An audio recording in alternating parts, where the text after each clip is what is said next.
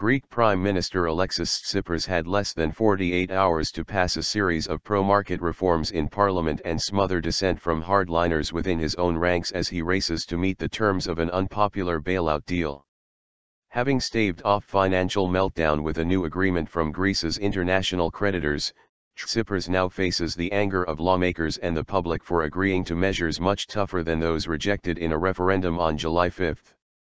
The ruling Syriza party and its junior coalition ally held separate meetings to prepare for parliament sittings to pass the laws, which include plans for tax hikes, pension reforms and tighter supervision of the government's finances. It was a spectacular turnaround for a Syriza party voted into power in January promising to end years of cuts and recession in a country where a quarter of people are unemployed. There was some speculation, including in Germany's mass-selling Bild newspaper, which Tsipras could resign. Comparing the challenge facing the government to the Gordian Knot of mythology that was impossible to untie, Interior Minister Nikos Vautsis was nevertheless confident that Tsipras could muster enough votes in parliament. The decisions that will facilitate a return to normality will take place, Vautsis told reporters. But investors were less sure. European shares edged lower on July 14 after a four-day rally amid uncertainty over whether the measures would be passed in time. The party's junior coalition partner promised to support the government, with the ambiguous caveat that the party would only vote for bailout measures agreed before last weekend's summit in Brussels, which were less stringent. "We are committed to voting for what we decided in the Council of the political leaders and only that, no other measures that are imposed," Panos Kominas, head of the right-wing Independent Greeks, told reporters.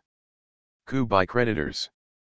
A parliamentary spokesman for Syriza railed against what he described as a coup by creditors to force Greece to accept harsh reforms. Tsipras will probably have to sack some hardline ministers and count on the votes of opposition lawmakers to pass the reforms, which could be clubbed together in one bill on July 15.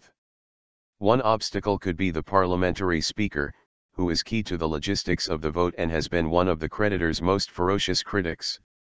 Tsipras could try a potentially risky move of forcing her out through a no-confidence vote, although that would eat up precious time and political capital to prepare the reform bills.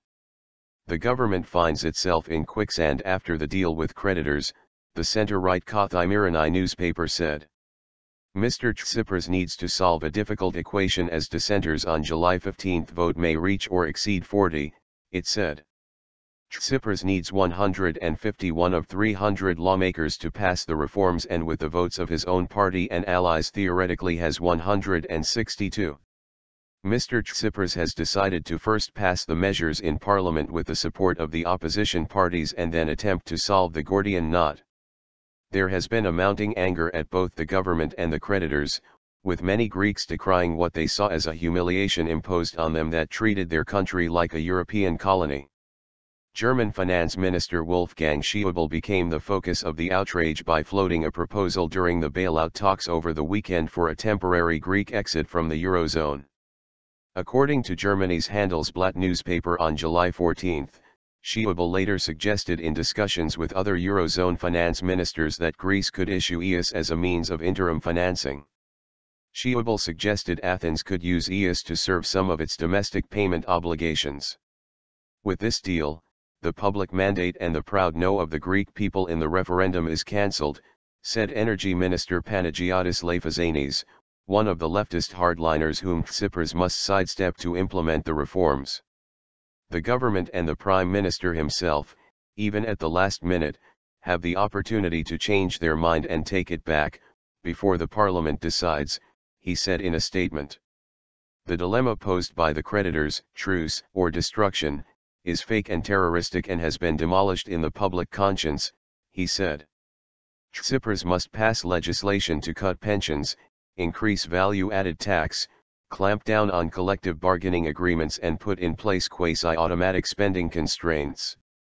In addition, he must set €50 billion of public sector assets aside to be sold off under the supervision of foreign lenders and get the whole package through Parliament by July 15. If the summit on Greece's third bailout had failed, Athens would have been staring into an economic abyss with its banks on the brink of collapse and the prospect of having to print a parallel currency and exit the euro. Instead, it won conditional agreement to receive a possible €86 billion, $95 billion, over 3 years, provided its European partners are satisfied that the conditions are met. Fighting its own battle with Brussels to secure reforms of the European Union, British Finance Minister George Osborne has ruled out any financial involvement in a fresh bailout for Greece. The move followed suggestions a mechanism backed by the whole European Union could provide bridge financing for Athens.